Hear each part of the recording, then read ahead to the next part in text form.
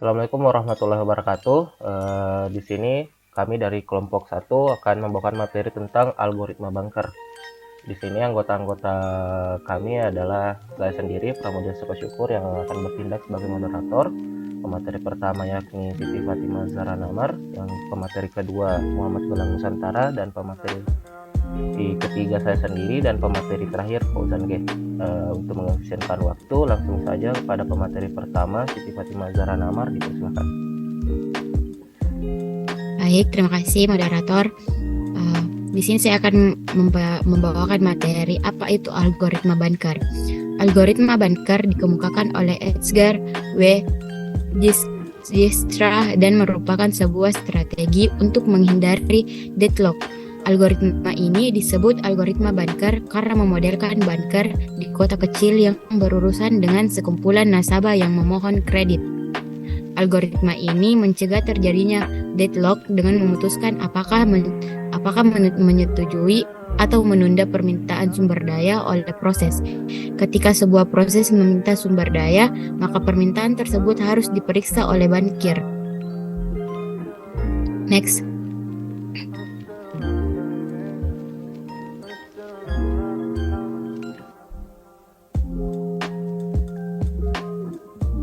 Algoritma banker adalah algoritma yang digunakan untuk menghindari deadlock dalam sistem operasi yang menggunakan konsep alokasi sumber daya. Algoritma ini digunakan untuk memastikan bahwa alokasi sumber daya yang diminta oleh proses tidak akan menyebabkan deadlock. Pada dasarnya, algoritma banker bekerja dengan cara mempertimbangkan alokasi sumber daya yang diminta oleh setiap proses dan memeriksa apakah alokasi tersebut akan mengakibatkan kekurangan sumber daya yang dapat menyebabkan deadlock. Jika alokasi tersebut aman, maka sumber daya dapat dialokasikan ke proses tersebut. Jika tidak, maka proses harus menunggu hingga sumber daya yang diperlukan tersedia. Dalam praktiknya, algoritma banker digunakan untuk mengelola alokasi sumber daya pada sistem operasi dengan memperhitungkan jumlah sumber daya yang tersedia, permintaan alokasi sumber daya yang dibuat oleh setiap proses, dan jumlah sumber daya yang saat ini dialokasikan dengan menggunakan algoritma banker. Sistem operasi dapat menghindari deadlock dan memastikan bahwa sumber daya yang tersedia dialokasikan dengan efisien dan aman. Sekian dari saya kembalikan kepada moderator. Baik, terima kasih atas materi yang telah diberikan. Selanjutnya untuk pemateri kedua akan dibawakan oleh Muhammad Gulang Nusantara. Pada pemateri dipersilahkan untuk membawakan materinya. Baik, terima kasih kepada moderator. Berikutnya ada analogi algoritma banker. Yang pertama, nasabah merupakan proses-proses yang sedang berjalan dalam algoritma banker. Setiap nasabah memiliki batas kredit, dan apabila seorang nasabah telah mencapai batas kredit pinjaman maksimum, maka diasumsikan nasabah tersebut telah menyelesaikan semua permasalahan bisnisnya dan dapat mengembalikan semua pinjamannya kepada bank. Yang kedua, ada bankir, merupakan sistem operasi. Bankir adalah seorang peminjam yang konservatif ketika sebuah proses meminta peminjaman sumber daya. Bankir melihat buku bank dengan cermat dan berusaha untuk memutuskan apakah peminjaman tersebut dapat menyebabkan keadaan deadlock setelah peminjaman tersebut disetujui atau tidak. Yang ketiga, uang, yaitu dana yang dimiliki bank merupakan sumber daya. Setelah peminjaman akan terdapat sejumlah sumber daya tersisa di dalam sistem. Kita asumsikan masing-masing proses meminta batas maksimum sumber daya. Jika banker memiliki cukup sumber daya yang tersisa untuk memastikan bahwa semua proses dapat berakhir dengan aman, ini menunjukkan keadaan berada dalam safe state dan peminjaman disetujui.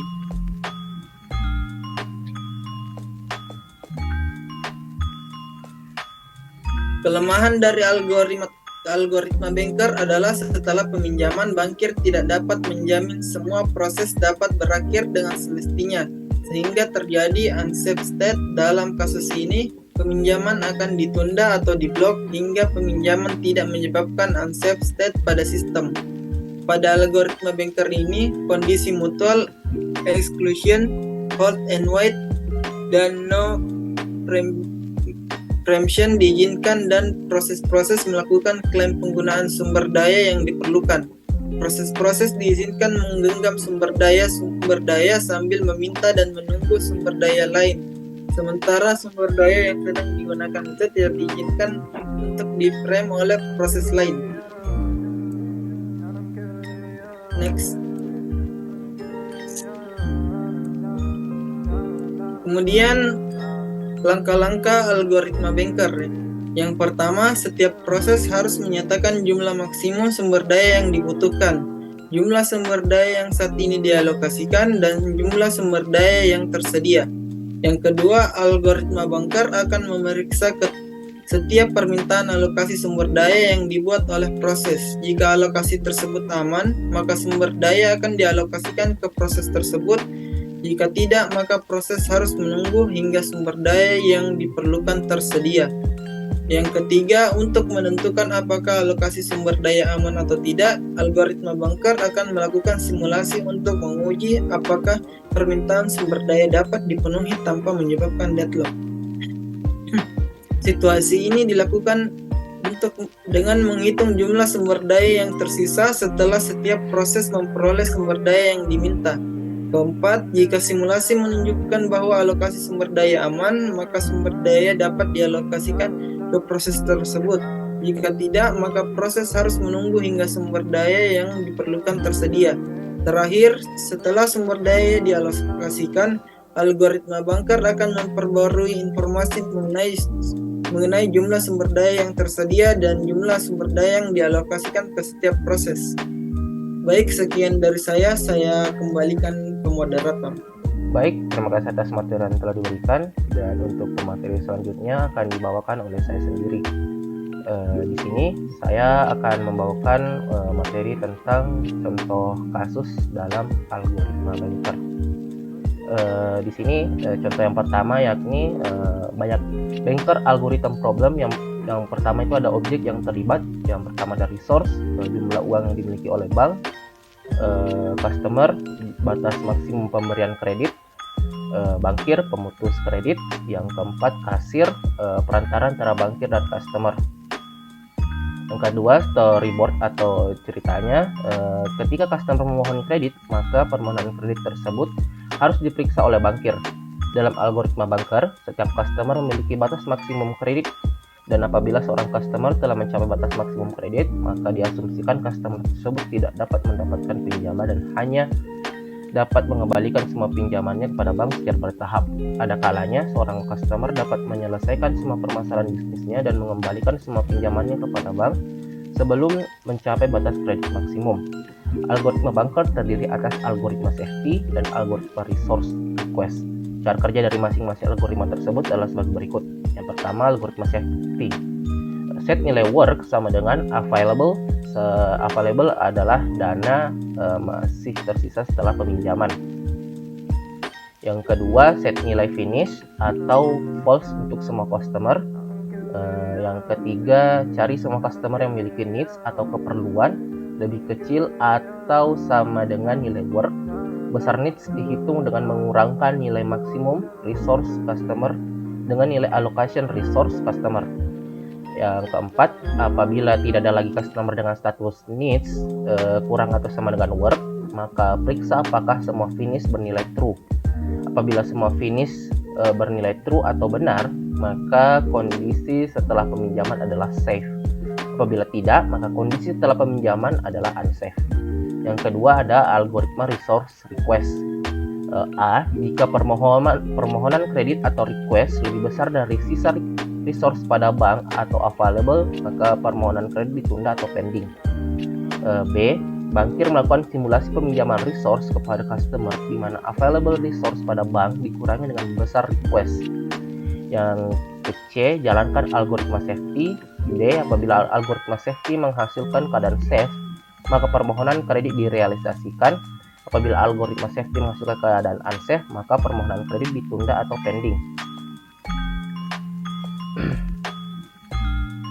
Itu saja materi dari saya. Selanjutnya saya akan memberikan kesempatan kepada pemateri terakhir atau pemateri keempat pada Volsan G, dipersilahkan untuk membawakan materinya. Baik, terima kasih atas kesempatan yang diberikan.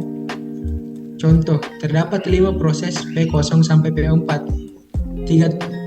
Tiga tipe sumber daya, yaitu A 10 anggota, B 5 anggota, dan C 7 anggota, seperti yang terdapat pada gambar berikut. Selanjutnya,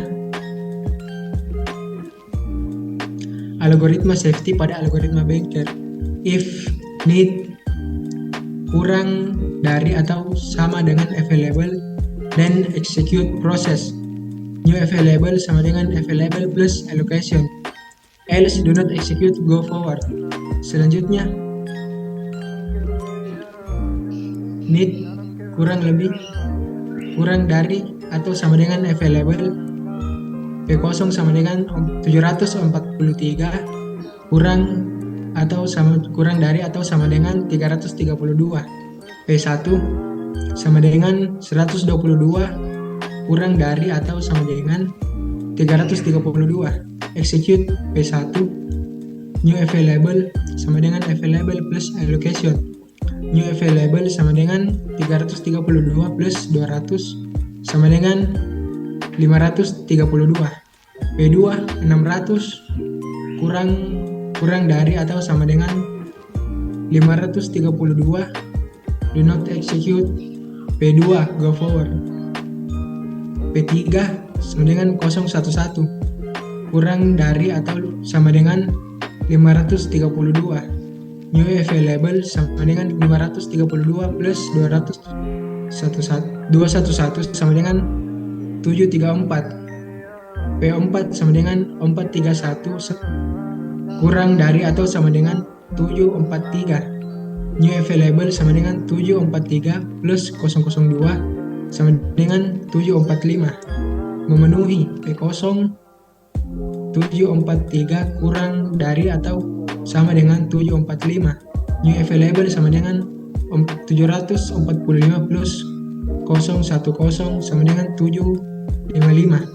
P2 sama dengan 122 kurang dari atau sama dengan 755.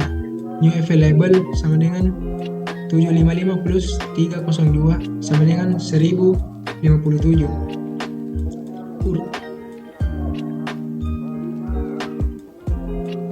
Resource request algoritma. Misalnya pada proses P4 meminta 330 pada resource request. Langkah-langkahnya.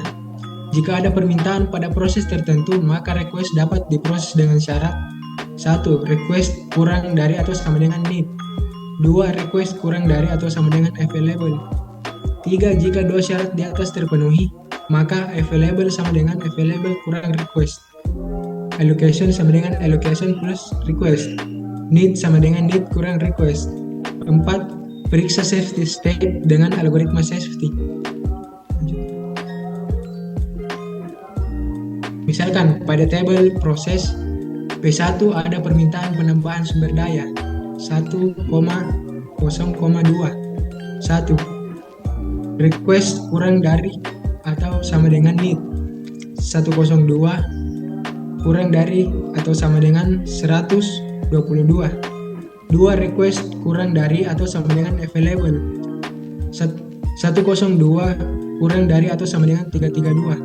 3. Available sama dengan available kurang request 332 kurang 102 sama dengan 230. Allocation plus request sama dengan 200 plus 102 sama dengan 302. Need kurang request sama dengan need kurang 102 sama dengan 020. 4. P0 sama dengan need kurang dari atau sama dengan available.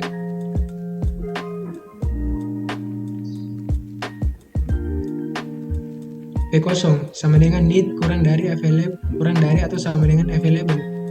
Sama dengan 743 kurang dari atau sama dengan 230.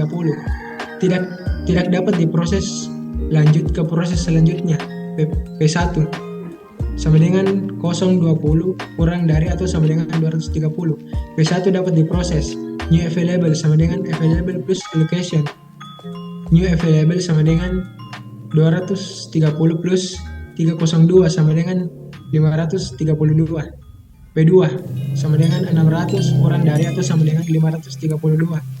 Tidak dapat diproses lebih lanjut ke proses selanjutnya. P3 431 kurang dari atau sama dengan 743. P3 dapat diproses. New available sama dengan 532 plus 211 sama dengan 743. P4 431 kurang dari atau sama dengan 743. P4 dapat diproses. New available sama dengan 743 plus 002 sama dengan 745. P0 sama dengan 743 kurang dari 745. P0 dapat diproses. New available sama dengan 745 plus 010 sama dengan 755. P2 sama dengan 600 kurang dari atau sama dengan 755. P2 dapat diproses. New available sama dengan 753 plus 302 sama dengan 1057. Urutan eksekusi proses yaitu P1, P3, P4, P0, P2. Sistem dalam keadaan state selama memenuhi kriteria safety. Selanjutnya, sekian pemaparan materi saya kembalikan ke moderator. Baik, terima kasih atas materi yang telah diberikan.